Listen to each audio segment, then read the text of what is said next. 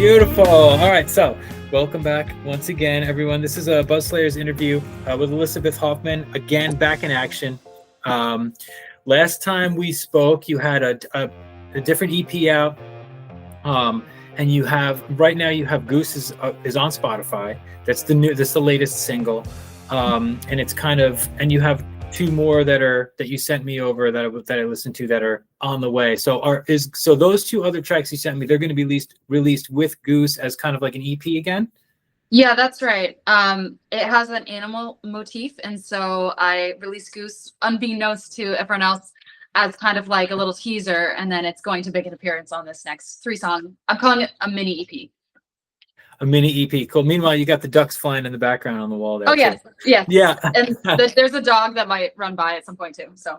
Oh yeah, your dog was there last time. I remember. Yeah. Oh yeah, it's funny because it's actually kind of like a running joke on my socials. Everything I post, she's in the background somewhere, like even if I don't spot it. So she'll make an appearance, I'm sure. That's awesome. That's awesome. I'm a dog lover.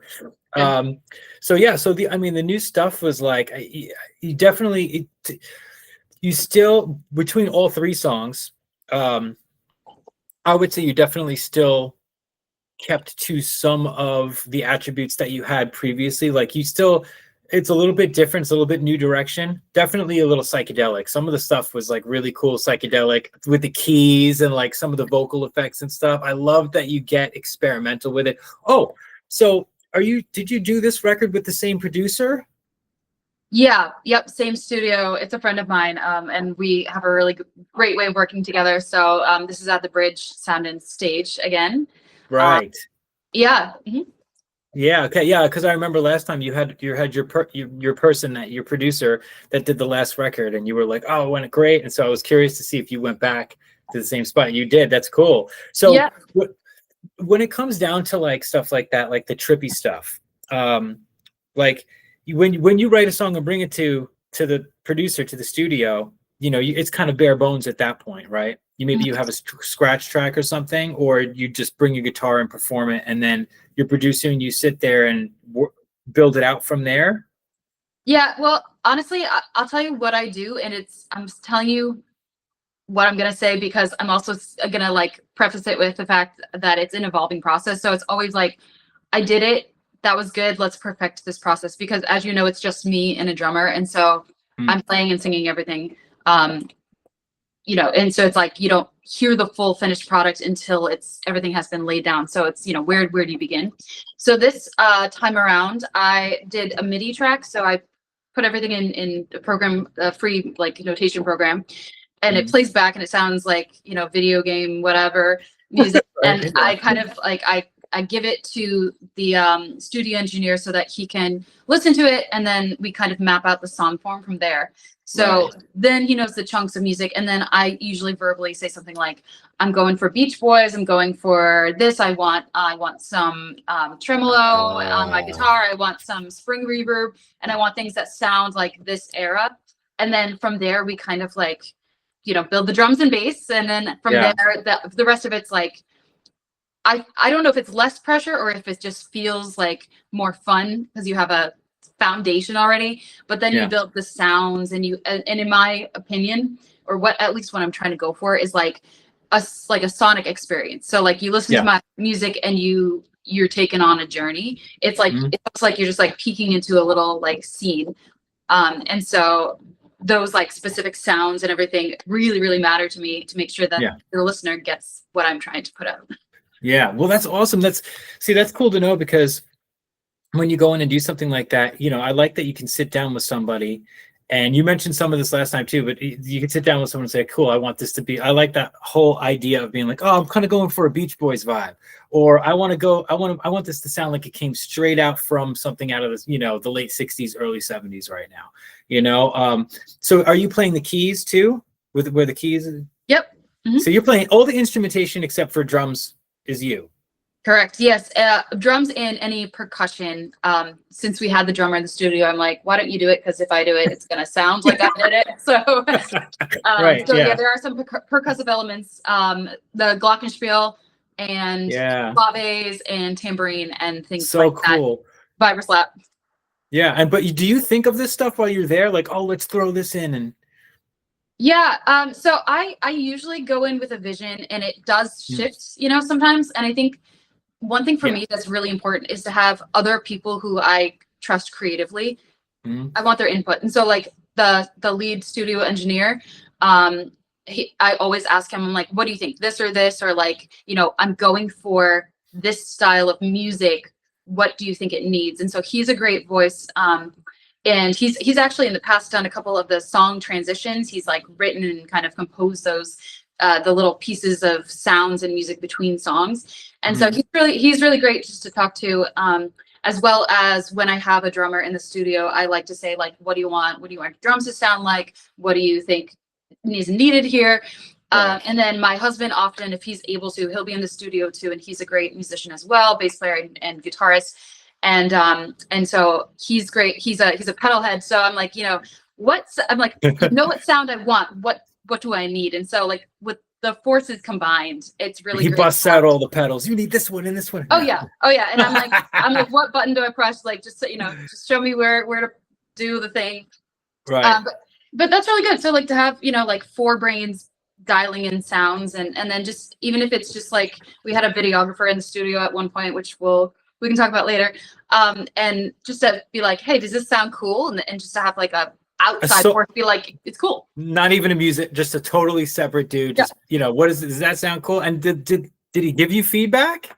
Yeah. We were Yeah. doing actually some experimental kind of sounds. I had a pick in my hand and I was kind of like grinding the pick on the strings to get just some like, I don't know, something cool, you know, like you said, psychedelic, like that kind of 70s like stuff that he was threw in at the end. And and I was just kind of looking around like whoever was listening, like, hey, is this sounding cool? And he's like, yeah, it sounds great. So, you know, it's just like it's more minds is better than just one.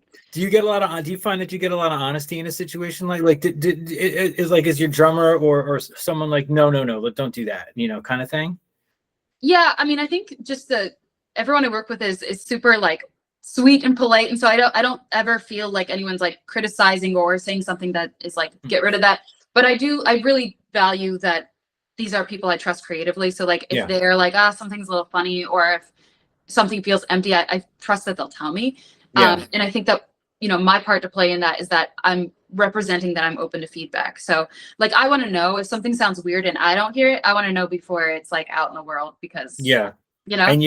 And you have like 3 or 4 people that you can actually be like, you know, does this sound cool really though? And like, so that's what I'm asking is like, does anyone ever say, well, it sounds cool, but maybe it's too much for what's going on right now. There's too much going on. Do you find that you get that honest kind of not negative feedback, but you know, feedback other than, yeah, that sounds cool, you know? Yeah, absolutely. Like, I'll give an example. Like, so the studio engineer, his name's Alex.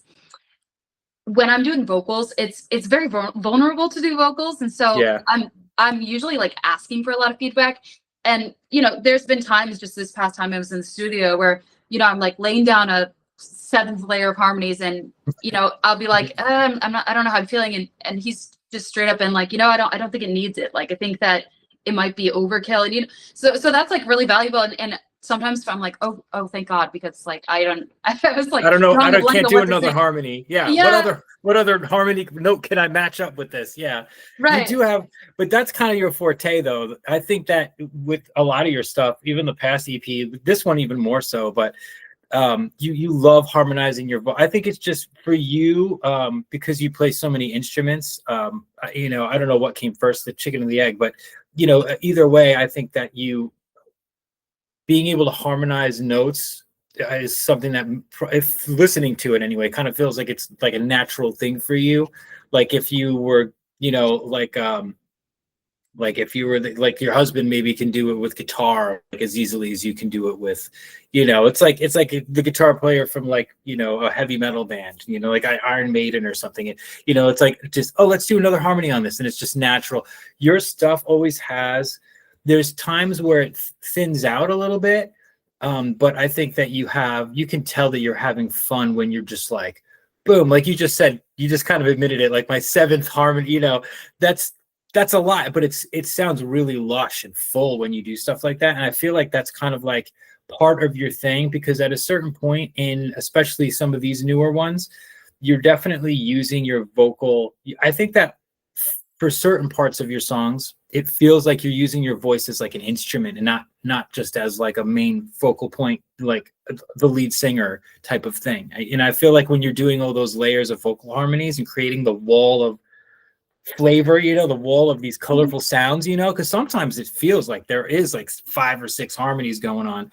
I think that's like your forte. Does that feel, is that right? I mean, do you feel like that's like a natural thing for you when you come down to I mean, I know it's vulnerable. You said, and I could never imagine sitting in a room, like, okay, I'm going to sing, like if and do you find that different when you're playing live as opposed to when you're recording? Like if you're playing in front of even a small group of people, does it feel different than when you're in the studio? Is the pressures kind of different, or? Yeah. See, that's a great question. So yes, it is vulnerable, and it is, you said it was my forte. Like, thank you. I don't know. I enjoy it. How's that? Like when I'm tracking, as far as tracking goes, I'll talk about like tracking versus live. As far as tracking goes, it's hard to track vocals, but it's something that I'm confident in. Whereas and by hard, I just mean that like it's so exposed that there's like a lot of takes and a lot of like Frankensteining takes together, and like that's what I mean by hard. Like it's time consuming, but as far as like my confidence in my ability to do it, I feel like that's a 10. So I'm like, I know I can do this. Sometimes your body gets tired and you're like, why do I sound like this? But but like my instrument as a voice as an instrument is like something I know I can do. So I'm like, I know in my head, I know all the parts and I know what I'm gonna do. And so I go in there and I do feel like that's my strong suit. As far as like tracking instruments, bass, no problem. That's what I studied in school. It's like I'm a trained bass player. Guitar is new for me. I'm like, I've played guitar for a long time, but trying to do things that are outside of my typical like go-tos is hard. So that's probably more difficult than tracking vocals. But yeah, if we think about like live playing, so it's interesting because it's like I go from having like this choir with me to just me, even though it's all me to begin with. And I have to kind of rearrange the way I play songs.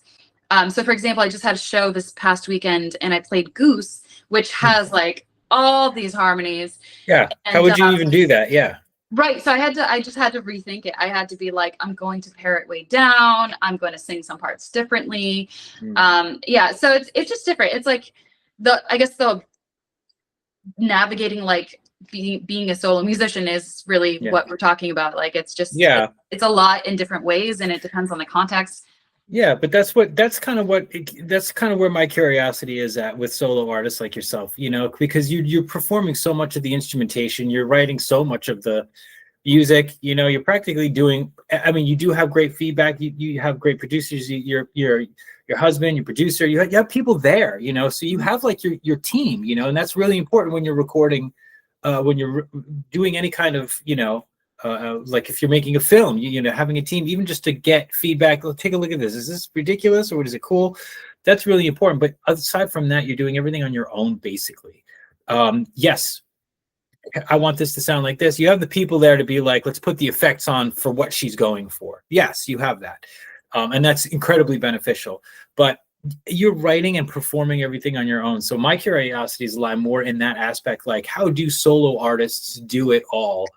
In terms of, and the answer is that you have a team to help you kind of formulate, and when it comes to the live performance side, that's what I'm saying. Like a song like Goose, it's like, all right, well, so how am I going to do the verses? How am I going to do the chorus? Am I going to do the middle vocal? Am I going to do the main, so you kind of like, what you're saying is you kind of re-collaborate yourself in terms of like a live performance with your songs, and you go, okay, I'm going to do it like this.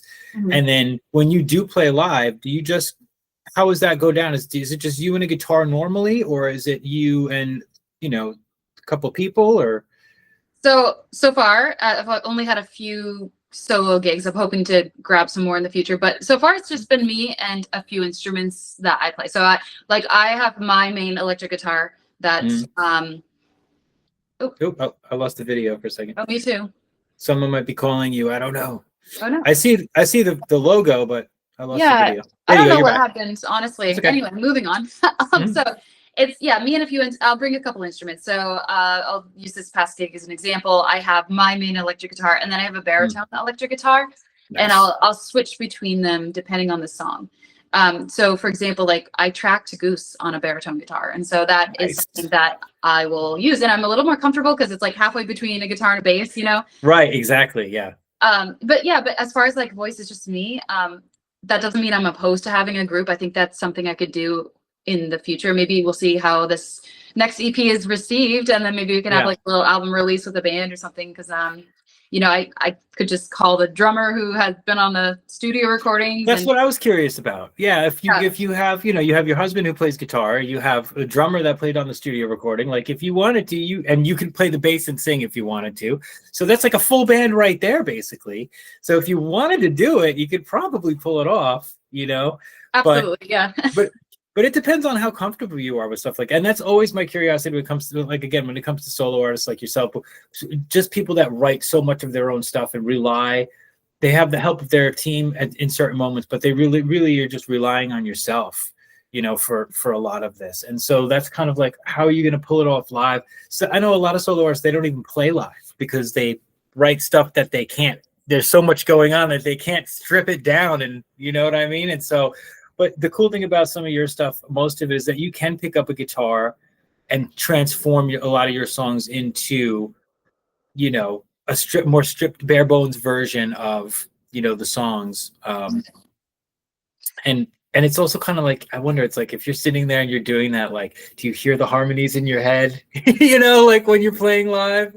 So yeah, I mean, it's just a different version of it, you know. But I feel yeah, like it's really cool. Like I don't think it's better or worse. I think it's like, yeah, I'm able to be more personal with the listener live, and they're watching me, and I'm a storyteller, you know, through my songs. So I'm just yeah, telling them a story, and if they want to hear it brought to life by more instruments, they can go and listen. But I think that there's something really special too about people hearing me play songs that like they can only hear this version of if they see me in person. That's right, been really cool. yeah, Yeah, that and is then I cool. think, Yeah, or yeah, I shouldn't say like it's cool because I don't know how maybe the listeners like this is not cool, but I I doubt it, really but like being able to showcase my ability to play multiple string instruments as well, because that's, you know, yeah, kind of my forte on an instrument.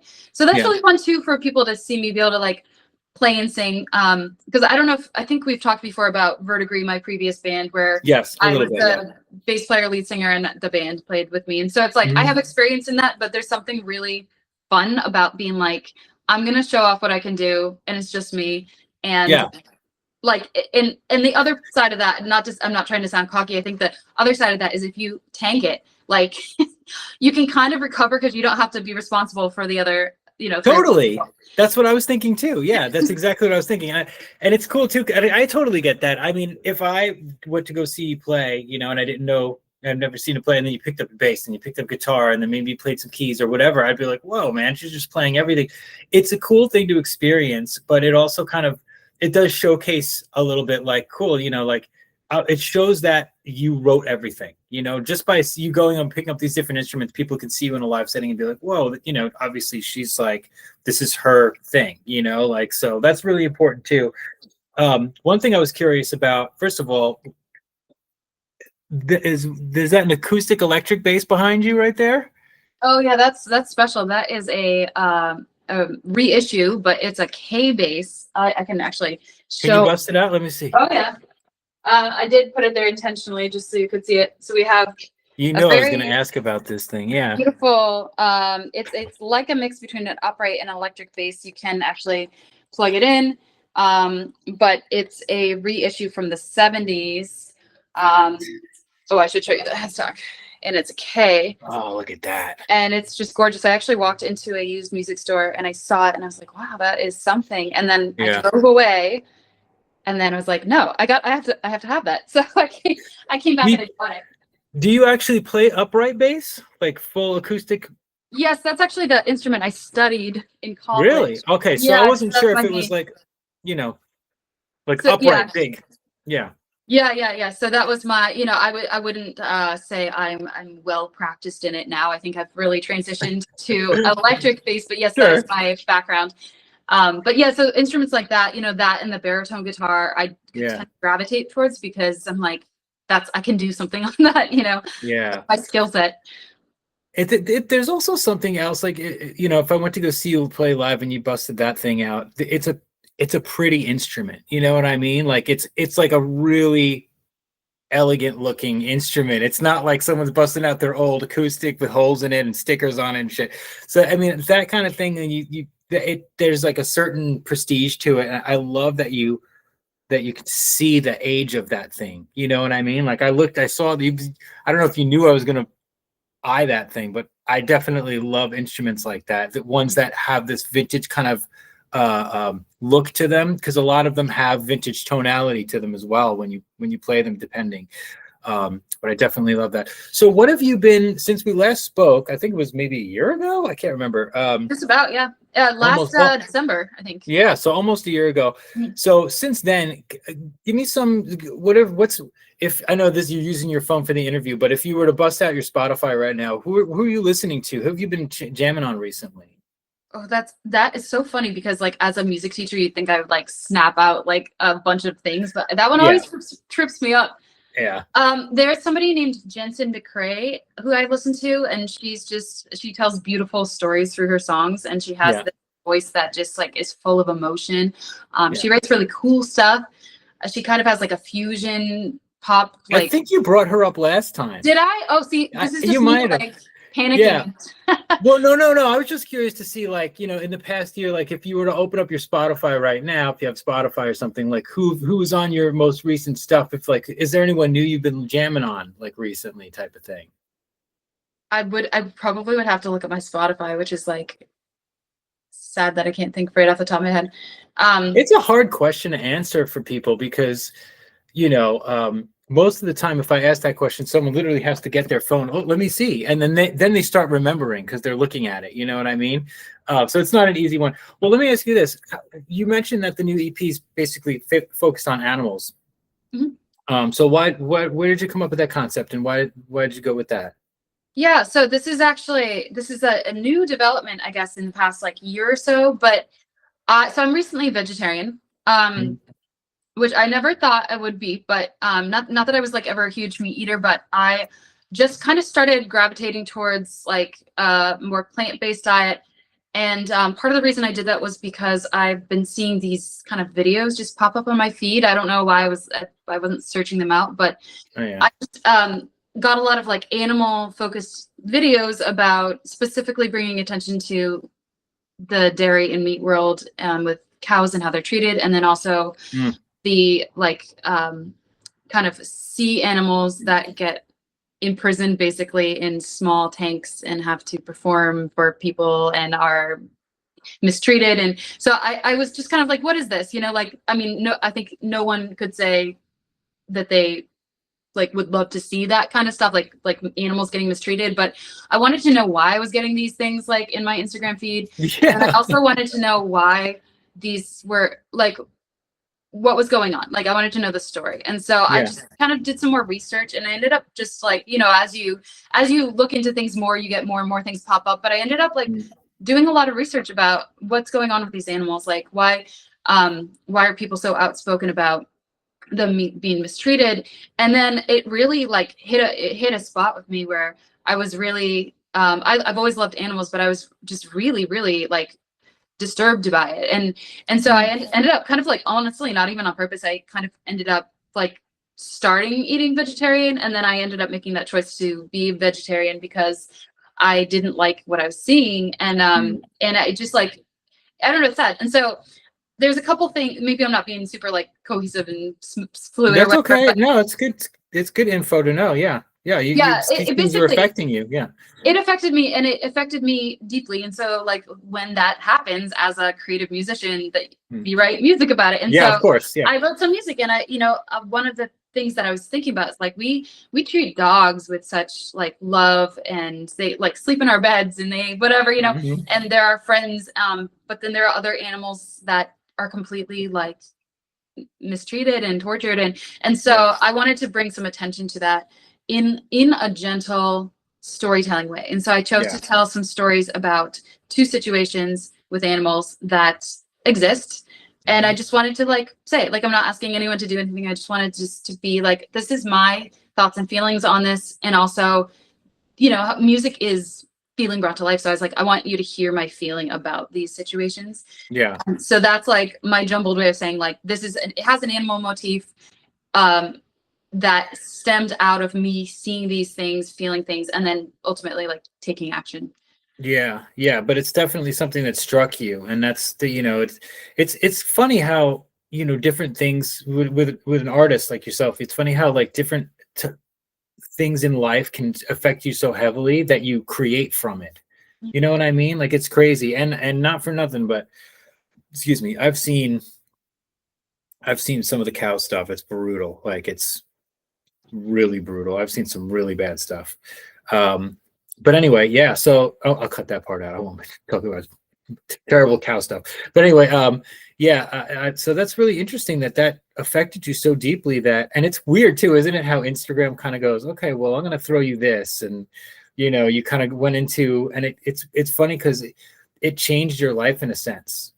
I mean, it more than one. Yeah, definitely. Yeah, I think it's interesting because I know there's like people who are kind of like very outspoken and activists and things like that, and I think that's great. That's not necessarily me at this point, but I do think like you said, when something affects you and it changed my behaviors, it is something that you get this like download of creativity from. And with my previous EP as well, it's like all those songs stemmed out of life events that kind of happened all at once, and it was life changing. And so that's what happens. And here we are a year later. Yeah, that's what happens when you're an artist. You get affected by things, so deeply at times that they can change your life. And even if not, it's a culmination of things that over time changes you in different ways. And then you get struck with this kind of bug to be, like you said, it's like you're not going to go out there with a megaphone and protest right now, but your music is the way that you express that stuff, and so whatever's happening in your life, you utilize your music. It's almost like therapy. You're like using your music to to let these things out, but I like that you're you're writing the music based on this stuff, but you're also actually a vegetarian now, so you are actually taking action, you know what I mean? So it is affecting your life in a physical way, not just a creative way. Which is that's impressive stuff, because a lot of people don't go all the way, well, it's one or the other. Either I'm going to be vegetarian or I'm going to write a record about this shit, you know what I mean? And so you're doing both, so that's really important to you kind of like, but you're someone who, you're a music teacher, like we spoke about last time briefly, you've managed to just surround yourself with music, and so a lot of things are going to affect you. I'm sure do you have stuff that doesn't make it to the studio? Yeah, actually. So when I play solo, I sing all my songs that have not been recorded. So it's really? It's kind of like an exclusive experience, because there's a lot. I have lots of things. Some have gone to the songwriting graveyard, like or the like I'll pick it up in 4 years kind of thing. But I do have quite a collection of music. I've been writing songs for a long time, and so I've thought recently, I'm like, maybe I should record some of this stuff, but I'm not sure what's gonna happen with that. So how do you choose that stuff? I mean, so you're going and you're playing live and you're playing stuff that you haven't recorded yet, but yet these songs, so let me ask you this, because this is something I'm curious about for part of your process too, is because of the way that you work and you write your stuff, you've been writing for a long time, you have stuff that went to the songwriting graveyard or just didn't get to the studio and you perform them live. Awesome. So let's say take something like Goose. Goose is a new song. Was the composition or arrangement or chord progression, or was the songwriting part of Goose before the lyrics came along, which is what is the current factor, the animal factor? Did you have that like sitting around and then you were like, oh, I'm going to take this one from last year and bring it to the studio. This is going to be Goose? I'll tell you the story of Goose, because it will it will also answer your question. So not to go total different direction. This is actually to answer it. But so I wrote Goose almost in one sitting, which never happens. Never happens. I have maybe one other song that I wrote in one sitting. But like I said, sometimes it just all comes to you at once.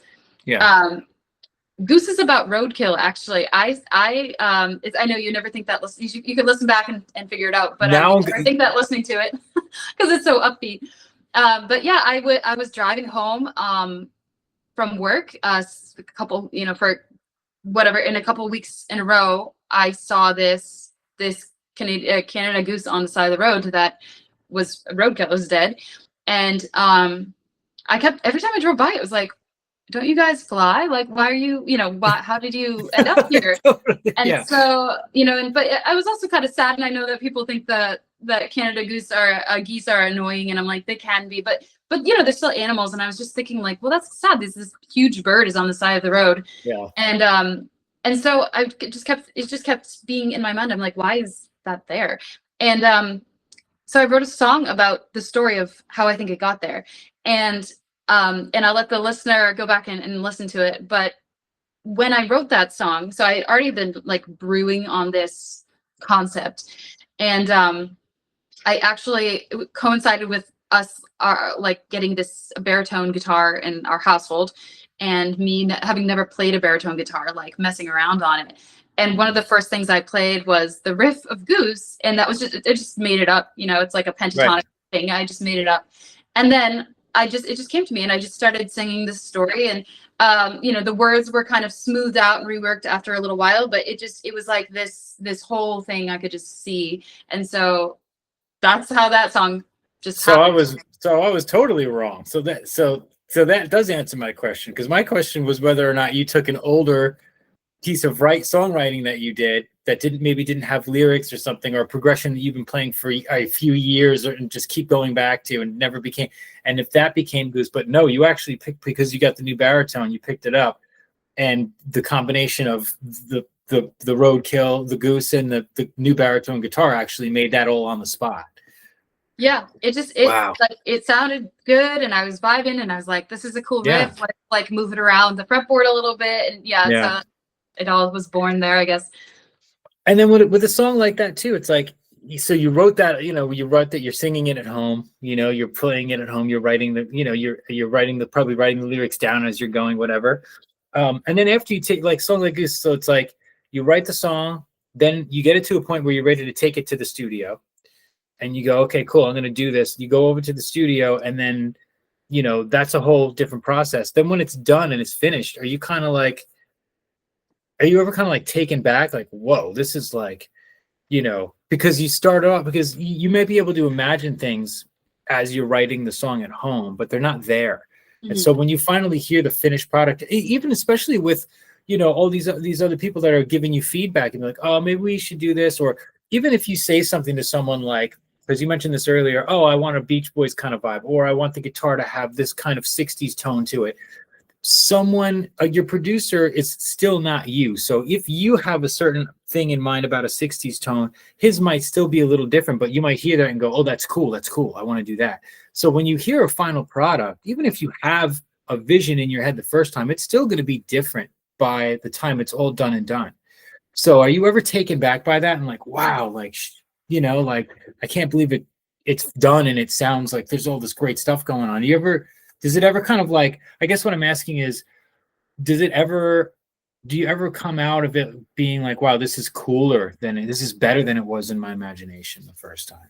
Yeah, it always is. I think having made like a MIDI track of like what I think the instruments are going to do gives me a little bit of like, I know what this is going to sound like, but no, it's always different. And I think the biggest thing to remember on like, when I'm in the middle of it, and then when I'm at the end, I'm like, is this what I wanted or whatever? It's like, you have to be flexible, which is really hard to do, actually, believe it or not. It's like so hard to do when you have a vision of what you want it to be. But like, if you go in knowing that you're going to have to be flexible and that some things might change, then you're open to like, oh, we could add a different sound, or like, what about an organ here? So like that stuff is super fun. I love if at the end of the road, whatever, when I'm done tracking and it's all mixed and mastered, if I'm happy that it sounds way cooler than what I had in my head, like that's a great thing. There's no downsides there. And usually that's from bouncing it off a lot of different ears, and I mean, I think. Is it hard to be open like that, going into it being like, all right, I have to have an open mind, and are you yourself, is it hard to walk that line when you go in there and it's like, okay, cool, well, I know that I have a certain kind of aesthetic that I want for the song, So if someone comes in, I know that I don't want any organs in this because that's not going to work. Or like some of the tripped out keys, like, if someone comes up with the sound and that comes naturally to you. Because with stuff like the keys, right? Some of these songs have awesome keys. There's all different instrument going on, but you're playing everything. So, some of that gets thought up at post, right? Some of that gets thought up not until you go to the studio and then you go, oh, that sounds cool. I'm going to do this, right? Yeah, I think a lot of the time, cool. Mistakes can be like your best friend. No, seriously, 'cause you play the wrong sound, or you dial in the wrong sound on the guitar, and you're like, it's kind of cool, Or vocal effects. A lot of the time that happens where I'm like, I want this to sound like a chorus of people. I want a lot of reverb, and then we have to like communicate about what that exactly is, and then sometimes it's not what you thought. Sometimes it's like, sometimes it's like you hear something, and you're like, oh wait, that actually is better, and then in post, actually, a few different times with keys specifically, I've dialed in a sound. So I'll play a keyboard and it will be a MIDI keyboard, and so we can actually change the sound of it. In some cases, a lot of times it's a real instrument, but I've gone home and listened to it and be like, that is completely wrong. Like, but in the moment I was like, this is it, So it's just like, it's a process. And I think this time around, I've done the best job. I'm saying this because I have not done a good job in the past of doing this, but I've done a better job of not rushing things, because it's so exciting to want to get to the end and hear it. But I've actually been in the studio multiple times this time around with just 2 songs, because I want to get it right. Like, I've been stopping if I'm tired and I feel like my brain isn't giving me what I want anymore. Mm-hmm. Yeah, I remember last time you telling me, I was like, how long did it take you? You were like, yeah, I did this in 2 days. Or like 1 day. I did all this in 1 day. I was like, what are you talking about? Yeah, I was like blown away. 3 songs in 2 days. 2 days. And then like an additional little chunk of time for vocals. But it's, I think, to slow it down and, I think I like have this inner, like, almost like panic where I'm like, it's here, it needs to be here. But taking the time to listen back and stop and make sure that like I'm singing at my best ability and I'm like playing and going back and really making those edits where I get stuck if I'm listening to a piece of music I've made, where I'll hear the same little like mistake or little thing I don't like where no one else hears it, but that's all I can hear in the song. And so this time around, I'm really trying to avoid that. So if I hear it, 3 times in a row, I'm like, we got to do something about that so I don't focus on it. It's going to drive you nuts. Only you, but it'll drive you nuts. Yeah, that's all you hear is that one little mistake. Oh my God. Well, so when you went in, was that a conscious thing then? Like, you went in and you were like, I'm going to take my time this time, or did that just, you figure that out along the way this time? No, it was conscious, and I actually spoke it out loud because I said it to Alex, the producer. I did. I was like, I am going to intentionally make sure that this is what I want. Because now that I've done this process a couple times on my own, I know a little bit better about like what needs to come first and what needs to come last. And then I know like how I operate. And I know the mistakes that I make where I'm rushing, or if I'm like, it's good enough, So I'm like, I actually said out loud, I'm like, I'm not going to do that. We're going to take as long as we need to make this like a really great thing, Good. That's good. And do you have a lot of, do you sit in for a lot of the mixing process, or is that just a bounce back and forth via email or phone call thing?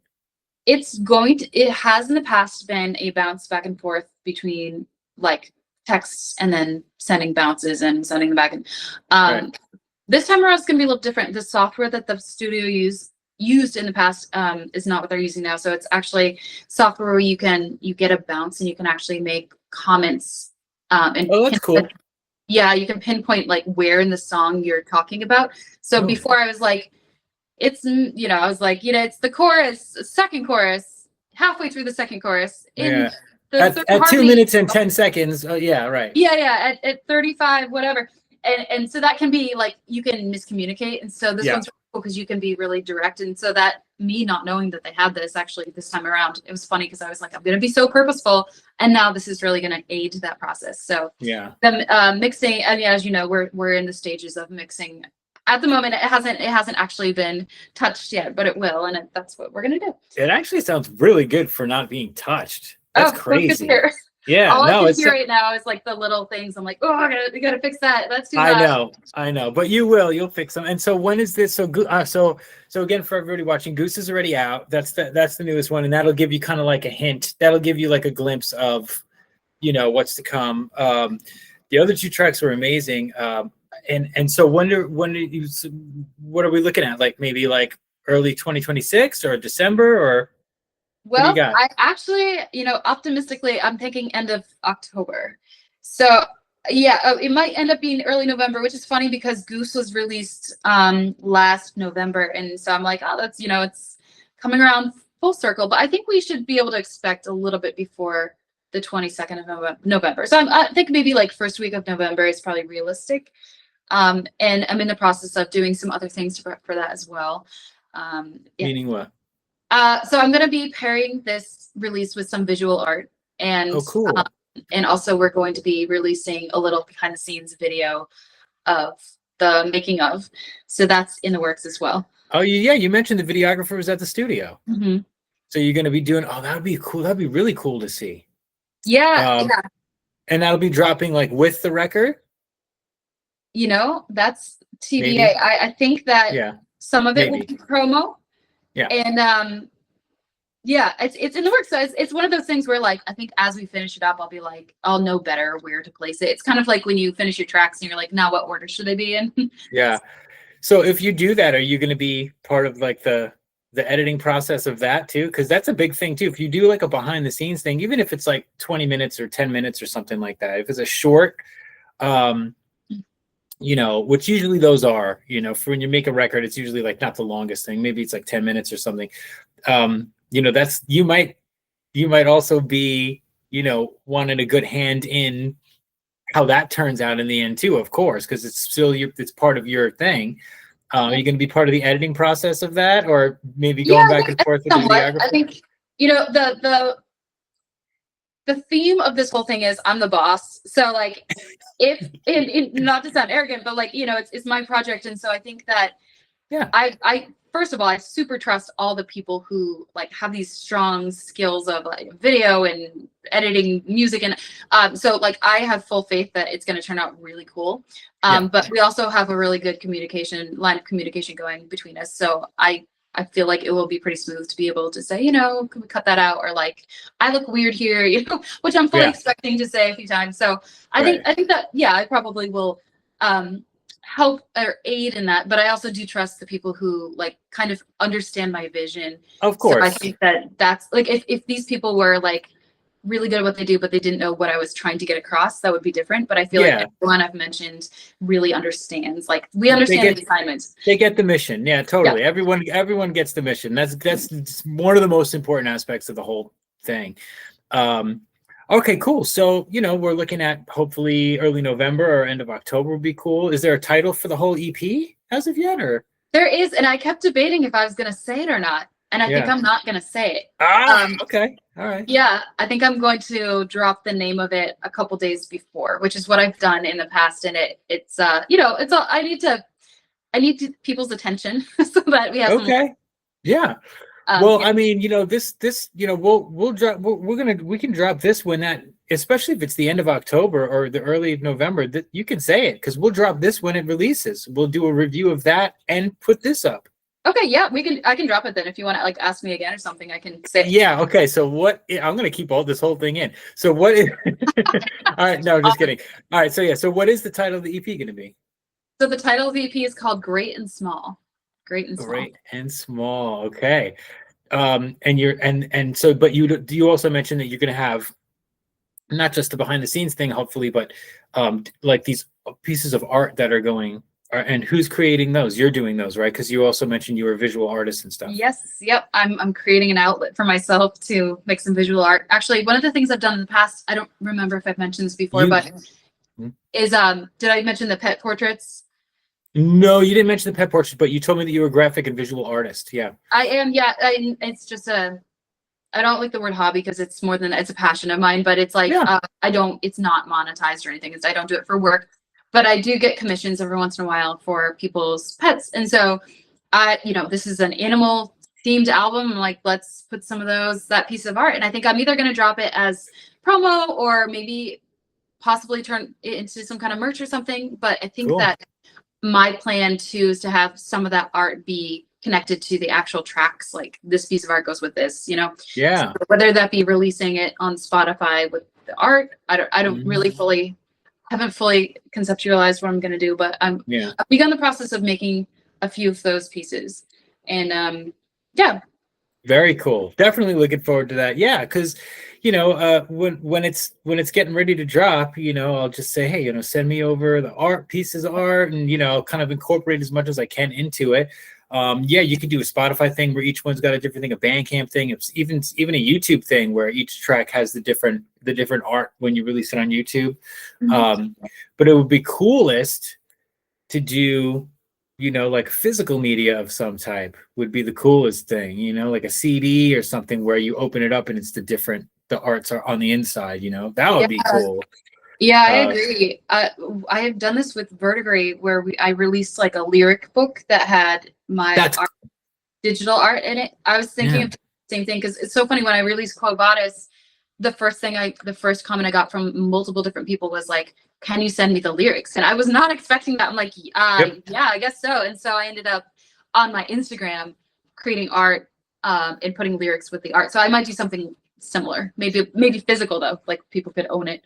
That would be the coolest thing because, I think that for people like me who like physical media, collect physical media, because I just don't, I'm down with all the digital stuff, but in my opinion, you don't really own something until if you can't hold it in your hand.